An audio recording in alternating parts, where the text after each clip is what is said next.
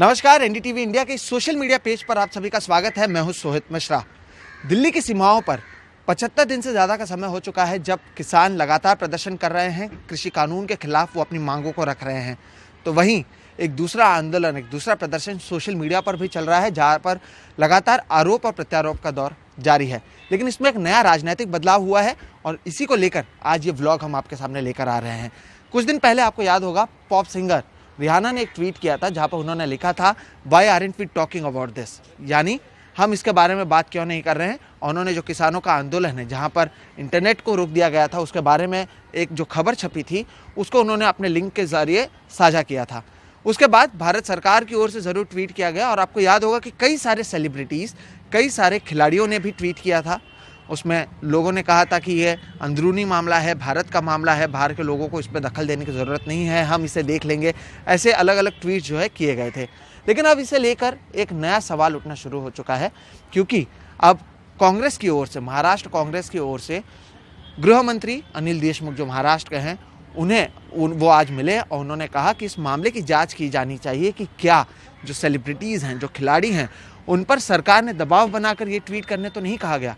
उसके लिए उन्होंने कई सारे एग्जाम्पल दिए, क्योंकि उन्होंने कहा कि अब तक ये जितने भी लोग थे जिन्होंने अचानक से इतने ट्वीट्स करने शुरू किए, अब तक उन्होंने कभी ट्वीट नहीं किया था इस मुद्दे पर, या ऐसे मुद्दों पर वो नहीं बोलते थे। वो ज़्यादातर अपने फिल्मों के ज़रिए, अगर कोई कलाकार है तो वो अपना जो फिल्म है उसके बारे में बात करते हैं, जो खिलाड़ी हैं वो अपने स्पोर्ट्स के बारे में ज़्यादा बातचीत करते थे। लेकिन अचानक से जो ये ट्वीट्स हुए हैं, उसे लेकर कहीं ना कहीं कांग्रेस का कहना है कि क्या उनके ऊपर दबाव भी बनाया गया था, इसकी जाँच होनी चाहिए। गृह मंत्री से उन्होंने जूम कॉल के जरिए मीटिंग की। महाराष्ट्र के गृह मंत्री अनिल देशमुख कुछ दिनों से कोरोना संक्रमित हो चुके हैं, इसलिए जो नेता हैं वो डायरेक्टली जाकर वो नहीं मिले हैं, लेकिन जूम कॉल के जरिए उन्होंने मीटिंग की और कहा कि आप जांच कीजिए।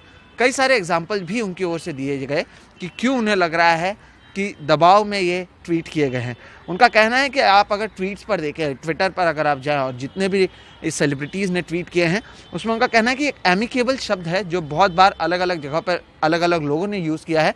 और ये एक शब्द ऐसा क्यों है कि बाकी बहुत सारे सेलिब्रिटीज़, सभी लोग यूज़ कर रहे हैं, तो कहीं ना कहीं एक स्क्रिप्ट क्या उन्हें दिया गया था, ये एक उनका सवाल है। अगर आप देखेंगे तो अक्षय कुमार और साइना नेहवाल जो खिलाड़ी हैं, उन दोनों के ट्वीट्स हूबहू सेम है, यानी पहले शब्द से लेकर आखिरी शब्द तक सब कुछ एक ही तरह है।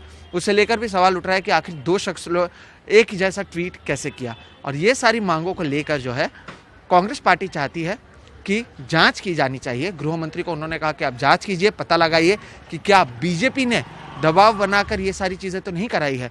कुछ दिन पहले आपको याद होगा, महाराष्ट्र नवनिर्माण सेना के जो प्रमुख हैं राज ठाकरे, उन्होंने भी कहा था कि आपको सेलिब्रिटीज़ पर दबाव बनाने की ज़रूरत नहीं थी। भारत रत्न जो हैं, लता मंगेशकर हो, सचिन तेंदुलकर हो, उन पर दबाव बनाने की ज़रूरत नहीं थी, क्योंकि सरकार से सवाल पूछा जा रहा था। ये देश के ऊपर कोई ऐसे परेशानी नहीं आई थी कि जहां पर सभी लोगों को एक साथ आने की ज़रूरत थी।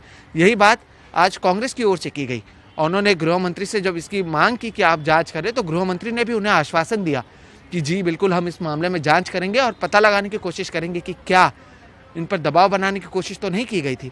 तो एक बहुत बड़ा कदम ये आप समझ सकते हैं कि उठाया जा रहा है, जहाँ पर यह पता लगाने की कोशिश की जाएगी कि क्या इन सेलिब्रिटीज़ को सरकार की ओर से दबाव तो नहीं बनाया गया। कई सारे आरोप लगाए गए कांग्रेस की ओर से। एक बड़ा आरोप ये लगाएगा कि जो खिलाड़ी हैं, खासतौर पर क्रिकेटर्स, उन्होंने बीसीसीआई की ओर इशारा करते हुए कहा कि बीसीसीआई में भी बीजेपी से जुड़े हुए लोग पहुँचे हुए हैं।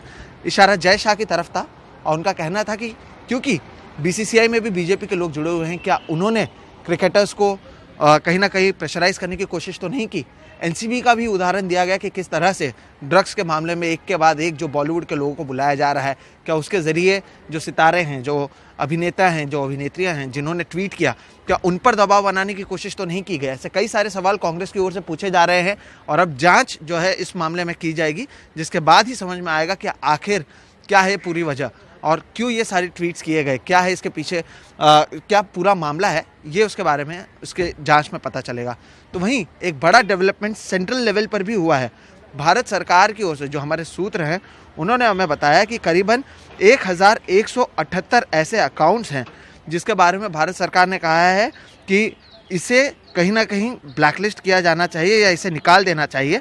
ये पाकिस्तानी और खालिस्तानी यूज़र्स के अकाउंट्स हैं, ऐसा सोर्सेज जो हैं, हमारे सूत्र जो हैं केंद्र सरकार में, उनके ओर से ये कहा गया। और इसके लिए उन्होंने ट्विटर को भी कहीं ना कहीं, जो ट्विटर के सीईओ हैं, उनसे भी कहा गया है कि आप इन्हें ब्लॉक कीजिए। तो दोनों तरफ से सोशल मीडिया का खेल हो रहा है। अब देखना होगा कि आगे और क्या क्या होता है। जो उदाहरण मैंने दिए थे आपको कि क्यों उनको लग रहा है कि इस तरह से बीजेपी दबाव बना रही है, उसमें एक बड़ा उदाहरण दिया गया था सुनील शेट्टी का। क्योंकि सुनील शेट्टी ने जब ट्वीट किया, उन्होंने मुंबई के वाइस प्रेसिडेंट जो हैं भारतीय जनता पार्टी के, उन्हें अपने ट्वीट में मेंशन किया है। तो एक सवाल उठता है कि उनको मेंशन क्यों किया गया, ये सवाल कांग्रेस की ओर से उठाया जा रहा है।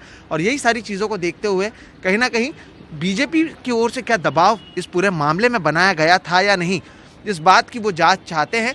गृह मंत्री ने उन्हें आश्वासन दिया है कि इस बात की जांच करेंगे। महाविकास आघाड़ी की सरकार है, गृह मंत्री महाविकास आघाड़ी के हैं, तो क्या इस पर जांच की जाती है या कब तक इस पर जांच होती है, इस पर नज़र बनी रहेगी। क्योंकि बहुत बड़ा कदम उठाया जा रहा है। कई सारे सेलिब्रिटीज़ हैं, कई सारे इसमें जो प्रोफेशनल्स हैं वो हैं, एथलीट्स हैं, तो कितने लोगों से पूछताछ की जाती है, इस पर क्या कुछ निकल के सामने आता है, इस पर हमारी नज़र रहेगी। बहरहाल इस वीडियो में इतना ही। अभी की जो सबसे बड़ी जानकारी है वो हमने आपको पहुंचाने की कोशिश की है और नज़र बनाए रखेंगे ना केवल महाराष्ट्र में होने वाले इन चीज़ों पर, बल्कि केंद्र सरकार की ओर से जिस तरह 1178 अकाउंट्स के बारे में बात की गई है, उससे लेकर आगे क्या क्या होता है उसकी जानकारी भी आपको देते रहेंगे। फिलहाल इस वीडियो में इतना ही। मेरा नाम है सोहित मिश्रा। कैमरे के पीछे जो सारा काम कर रहे हैं उनका नाम है राजेंद्र दयालकर। कोशिश हमारी यही है कि आपको एक एक जो खबर है उसको हम विस्तार से बताएं, आपको समझाने की कोशिश करें कि आखिर हो क्या रहा है और इस पर आगे क्या कुछ होगा वो भी हम आपको बताएंगे। और इस तरह के कई सारे व्लॉग्स हम एनडीटीवी के सोशल मीडिया पेजेस के लिए बनाते रहेंगे। तो अगर आप एनडीटीवी इंडिया को यूट्यूब पर सब्सक्राइब नहीं करते हैं तो आप इसे सब्सक्राइब करें, इस वीडियो को लाइक करें, ज़्यादा से ज़्यादा लोगों को शेयर करें, ताकि उन्हें भी पता चले कि किस तरह से अब जाँच के घेरे में ये सारे ट्विटर अकाउंट्स और ये सेलिब्रिटीज़ आ रहे हैं। आप हमें फेसबुक पर फॉलो कर सकते हैं, एनडीटीवी इंडिया के पेज को आप लाइक करें, इस वीडियो को वहाँ पर शेयर करें। ट्विटर पर भी एनडीटीवी इंडिया को आप फॉलो कर सकते हैं, एनडीटीवी वीडियोस को आप फॉलो कर सकते हैं, जहाँ पर आपको सारी जानकारी मिल जाएगी। फिलहाल इस वीडियो में इतना ही। आप देख रहे हैं एनडीटीवी इंडिया। नमस्कार।